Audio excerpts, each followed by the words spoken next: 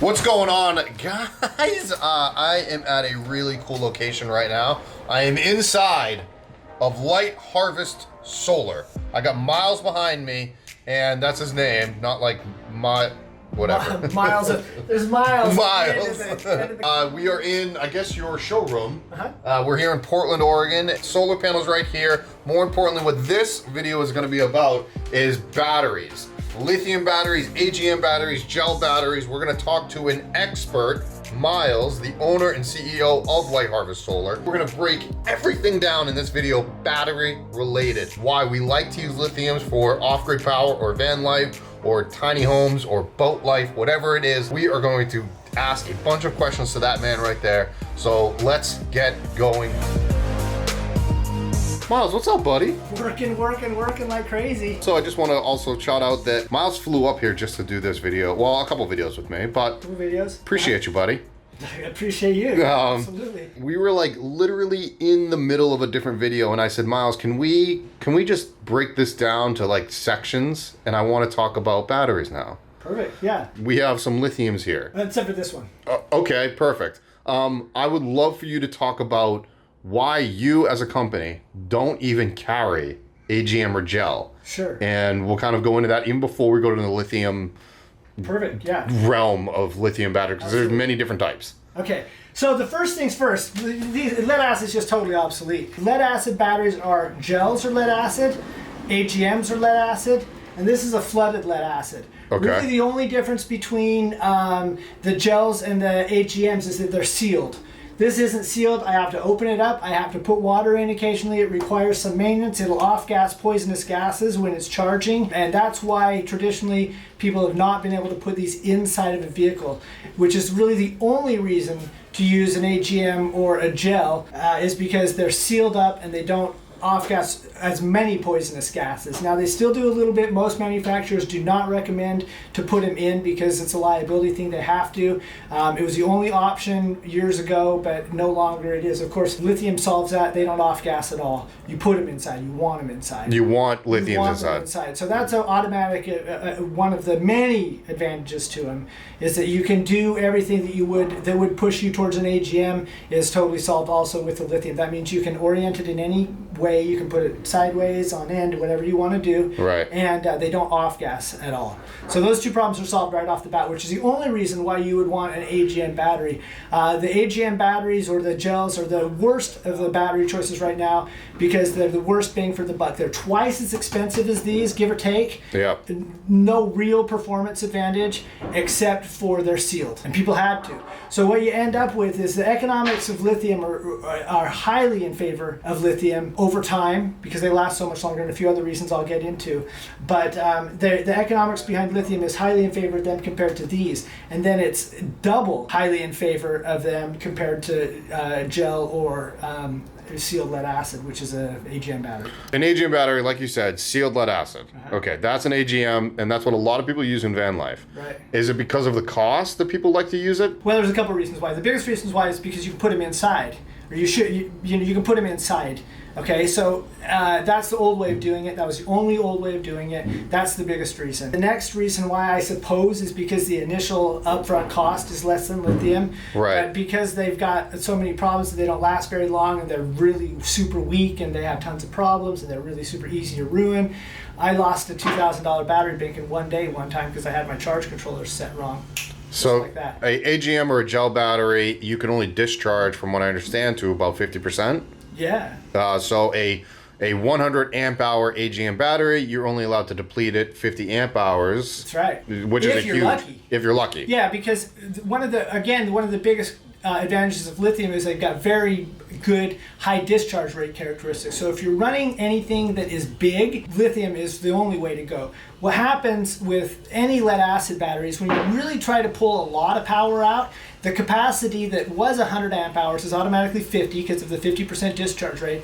And then that 50, you're only going to get that if you're running like something real small, lights or something like that, LED lights.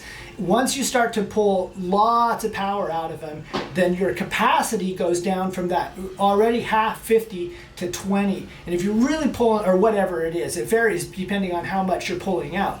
But if you pull a lot out, it can come really low. And we all know this too because we've tried to start our car. We got about 3 minutes, right? And that's about what you got. It's a 50 or 70 amp hour battery, but because you're pulling so much out so quickly, the capacity just goes through the floor. And that's the biggest reason why any lead acid battery is basically obsolete. And in my world where I'm cooking, microwave, toaster oven, coffee pot, big tools, all kinds of big heavy stuff I gotta use, boiling water, totally useless, won't even do it. So, okay, so lithium's obviously the way to go.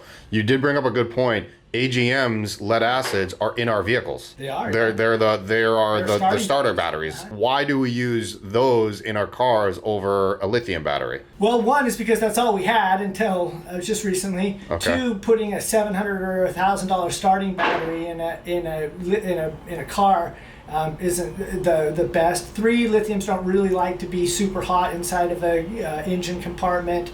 There's a few reasons why it'll spin it way faster. If you've ever been tried to start a car with a lithium, you can take a tiny little lithium and jump start it and it'll go boom. That's why these little starter packs are these little dinky things, right? But they're ultra powerful, and they'll spin the battery, spin your engine to start it really quickly, right? Interesting. But in general, for that application, they're not really the amount of performance. It's like putting a Ferrari when you only need a bicycle.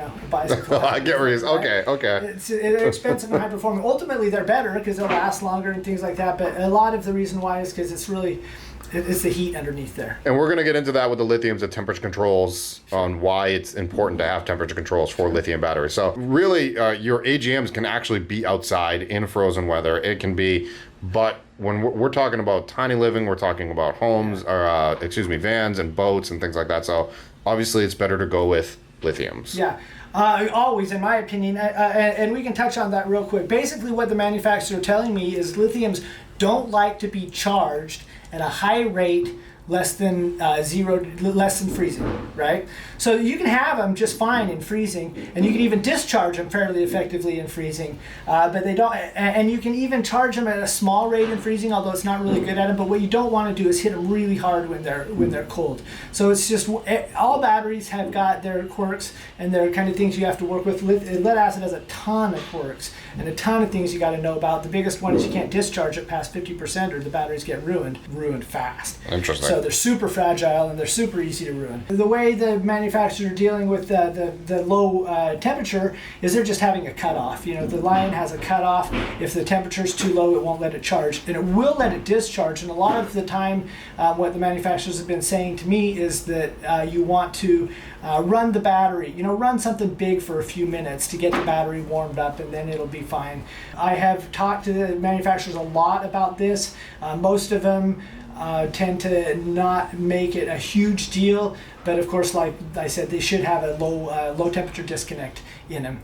Nice. That won't allow them to charge. Let's go into the different chemistries of lithiums, because there are, are there tons? Oh yeah. I don't know this. Lots of different alloys and stuff. They're all lithium, but they all have different characteristics. The one that is kind of like, leading the pack, and it's mostly because they're the most stable and the most safe, is the lithium iron phosphates. These are both lithium iron phosphates.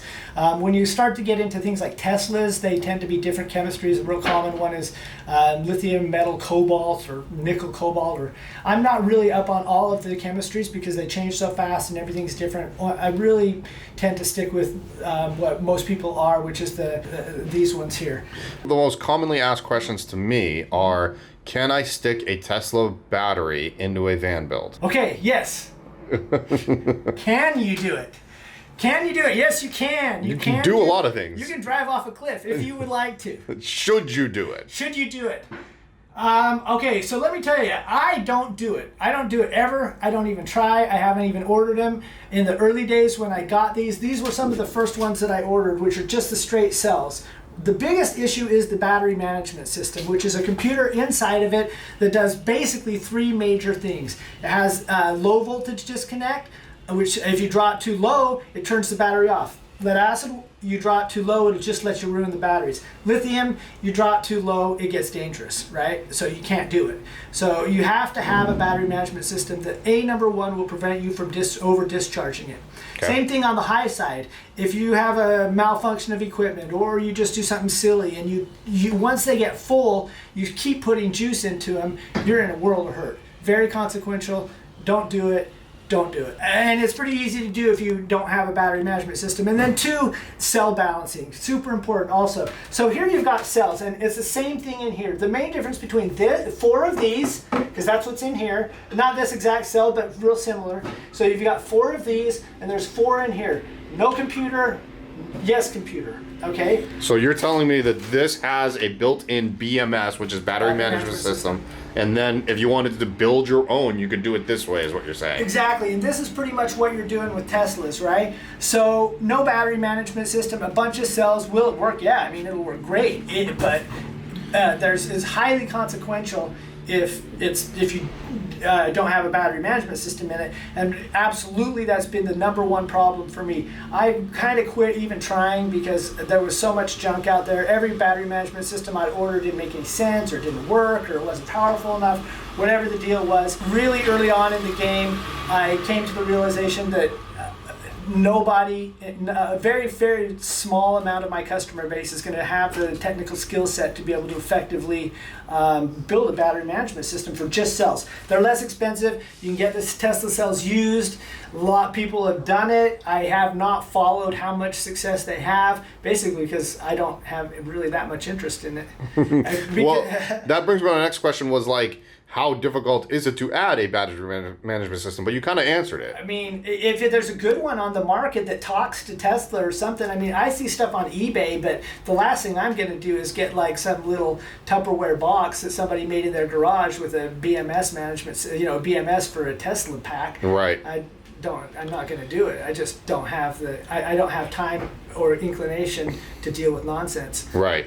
The 3 major companies here in the States that use the lithium ion phosphate are Lion, Relion, and Battleborn. Yeah. Other companies like Renergy, they also have a lithium ion phosphate battery. Right. Where are they all coming from? Are they all making their own? Are they all getting it from overseas? Is it mostly overseas? Probably. I don't know exactly. I mean, certain people claim certain things. Like Battleborn says they're assembled in the United States. I don't know how much they are.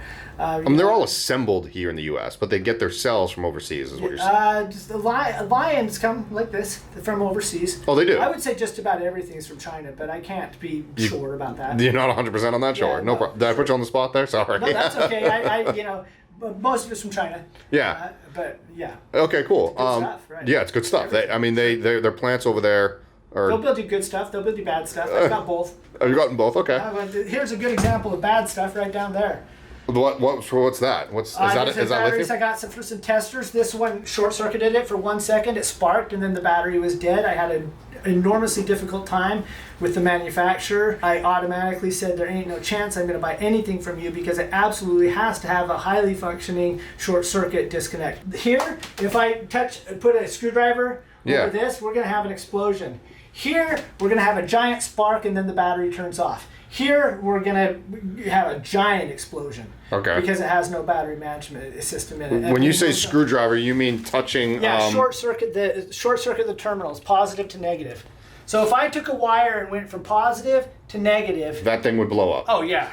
Big problems. Huge problems. Good to know. If you did it on this one, from this positive to this negative, you're saying it just would shut off. Huge spark, it would shut off, and then it better turn right back on as soon as it's done. This one never turned back on, and it's still a junk. Are you telling me because of the BMS system in it? It's got a disconnect. That's one of the safety features. I was saying high voltage, low voltage, and cell. But the reality of it is anything it doesn't like, it's going to turn off. It has the ability inside to turn itself on and off on demand. And any of a number of things it doesn't like, it will just turn off. Awesome. Right? Just like your cell phone. battery. If you bring it too low, it's just going to turn off, just like your cell phone battery. Awesome. Right? Holy crap. So it's a safety feature, and a lot of people talk about safety with lithium, you know, are they going to catch on fire? My personal opinion of it is that they are orders of magnitude safer than these, because I could just drop a piece of metal on this and there's no stopping it. I personally have had it happen. I had a battery fall off a tray when I was a young kid and didn't secure it, and it hit the positive, hit the engine block, and it started the car on fire. No way. Oh yeah. I've still got a scar because I tried to pull the terminal off, right? Yeah, no bueno. Oh, it just went. All right. So what else can you tell me about the lithiums in general? I guess. Yeah. Okay. So let me just do a quick comparison with the lithium and the lead acid. The biggest thing is the economics. So let me get into the economics of the lithium. Try and keep this in layman's terms as best you can. Okay. Basically, they last at least 5 times longer. It might be as much as 10. So 5 times longer means 1/5 the ultimate price. You can discharge them twice as much. That means ultimately you need half the size of a battery, which means the ultimate battery cost again beyond that 1/5 is another half. Charge and discharge a huge amount faster. These are so slow. They have to go through all these stages. The last stage, which it really has to have to be for battery health, takes forever and ever and ever. These are basically full blast to the top. So what that means in my world is that since they charge twice as fast, you can have a solar system that's half as big, right? So you save a bunch of money there, you save a bunch of roof space, you save a bunch of time, and you're getting twice the amount of power from your solar that you get. And that's all, like, you'll notice that if you go from lead acid to lithium, you'll notice that in real quick. I personally did. When I first got these, it took me 3 minutes to where I was like, I'll never done. Never ever will I touch lead acid again. And that was like 6 years ago. Yeah, I went from my first van was gel to my second van was lithium. I'll never use non-lithium again. Yeah, no. Never. There's no reason to. They're so much cheaper over time. Like selling someone lead acid would be like selling someone $300 or $400 pager that breaks that you can break as quick as you can. Yeah. Or getting an iPhone. You just compared Agm batteries to pagers and lithiums to iPhones? Okay. Absolutely. All right, cool. I mean, I'll take it. I use the bicycle airplane analogy. Okay, so and the real reason why I won't touch lead acid is they're turds, you know. I mean, they're like this one line energy battery is outperforming 700 pounds of lead acid that I had that filled that thing before. So it blows it away. So which by the way, you never even touched on weight. They're half the weight. Small. No, I mean, there's no comparison. It depends on what you're looking at. Oh, you're right. Way less than half. It depends on if you're looking at one of the most important things to me is the discharge characteristics, right? That's one of the best things about lithium is they're able to output an enormous amount of energy just real quick, right? This one battery has a 150 amp discharge rate. To get a lead acid to do that, you need like 600 or 700 pounds to do it effectively, because the capacity when you pull that much power out becomes so small that even if you have a really big battery, it just won't do it for very long. And nobody can carry around 700 pounds of batteries in their rigs, their sprinters or whatever they got. There's no way. And this guy right here, I believe, is like 23 pounds, right? I was thinking 31, but I actually think you are. I think I'm 20. I'm in the 20s, dude. Yeah, it's like. Yeah. Compared to. There you go. I think we weighed it actually with a video I did with John earlier. John is one of your colleagues. He's the manager of Light Harvest Solar. I believe we weighed that one on a scale, and I think it's like 23-ish. That sounds right. Yeah. I think the Rely-Ons, which again is another great battery, they're 28 pounds, I believe, so it's slightly bigger. Yeah, they're a little different. Cells are just a little different. That's all it is. Cylindrical cells. Cylindrical cells? What the heck did you just say? Well, this is a cylindrical cell right here. This is called an 18650. It's one of the first really common ones that is powered. That's a lithium battery? Oh, yeah. Wow. Uh-huh. This is called, there's generally 3 kinds of lithium batteries, okay? There's cylindricals, which are like this, and this is what Tesla uses. Okay. There's a bajillion of these in a Tesla. Okay. A bajillion, huh? A bajillion. Okay. And then these are called prismatics, have a lot of momentum. They're starting to, I wouldn't say they're taking over, but I would say they're becoming more and more common. There is the pouch cells that people might be, that's what's in your cell phone. Okay. And that's what like remote control airplanes and stuff use, right? Cool. And it's a silver pouch, real common also. So those are essentially the 3 types. All of them have you know, their own varying characteristics and strengths and weaknesses and things like this. This particular battery is a prismatic. I happen to like the prismatics a little bit because there's less points of failure and a few other things. They're nice shaped and they make it easy. They tend to cost a little less because they don't have to make all these crazy boxes and stuff for them inside. So, but in general, most people are either going with cylindricals or prismatics, right? That's how that goes, and it's all inside there. This is just one small iota of a you know, electrical kit. This video is going to come out after the video I did with you about the whole kit being built. With that being said, this is just a small part, but I wanted to talk about really just the whole batteries and why it's important to have them, so which you did, thank you very much. You actually said this off camera earlier. Having 150 amp hour discharge is important in relation to a inverter. Yeah, absolutely. So one of the main reasons why I use this battery the most is because it's got a 150 amp discharge rate, which is about 1800 watts. Most of the stuff that I really need, which is hot water and cooking, is I just have to have it, is about 1500 watts. So I can do this with one battery here.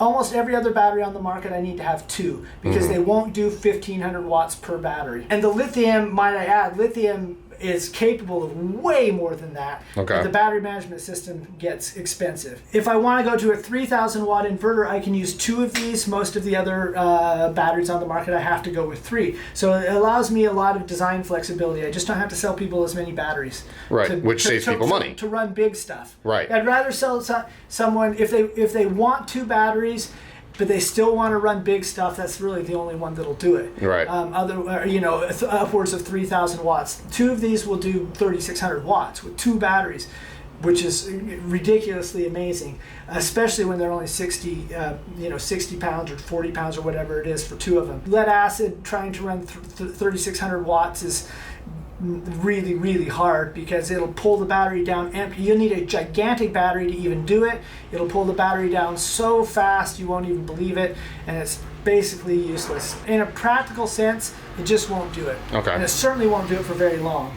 Whereas these will do it mathematically through their entire range of operation.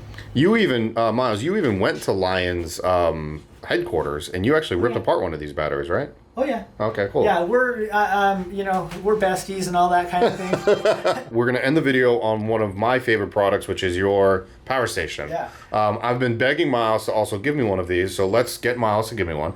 Anything you want, Jarrod. Oh, thanks, buddy. This power station is off the chain. It is ridiculous. I think they're absolutely the most revolutionary things and one of the biggest advances in all of humanity, maybe top 10 or 15. And you may think that's a big statement, but let me tell you why.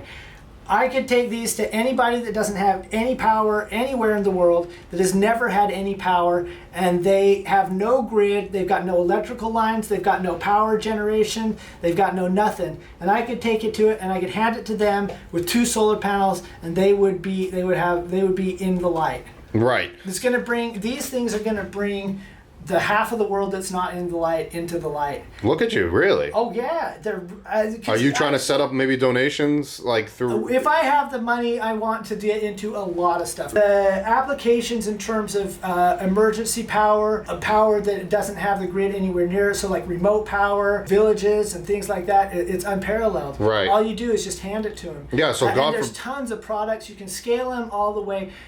At this point, you can pull water right out of the air and get water to people remotely. That's coming. That's coming next. Tools, everything. It's all kind. I mean, it's unlimited, the potential that is happening right now. Even having just one of these as an emergency for God forbid a natural disaster, whether it's an earthquake, hurricane, Lights tornadoes, go off. Right? Anything, flooding, anything. Having something like this is so essential. Well, yeah, you got to just flick on your lights, and everybody else has candles, and we still have Netflix. I don't think an emergency situation worried about Netflix, but I get what you're saying. I gotta tell you, it is funny to have Netflix in an emergency situation and everybody else is, you know, held by a candle. And I get it, man. I get it. I mean, you could almost hook up an electric heater to that thing if you really needed it. It will. I mean, it's not going to do it for a hugely long time, but I absolutely do, because I like to ski, so I come out in my van and it's got a foot of snow on it and a totally iced over windshield. So I just take my little and I've got a solar panel on my van into this, right? So I just put my little heater on my steering wheel. I go up, I load up all my gear. By the time I come out, my windshield's melted out and I'm clear to go. I don't have to scrape or anything. And then I move it off my windshield and I put it by my feet and I roll up the canyon. By the time my heat kicks in, I've been warm for 10 minutes already. There you go. Right?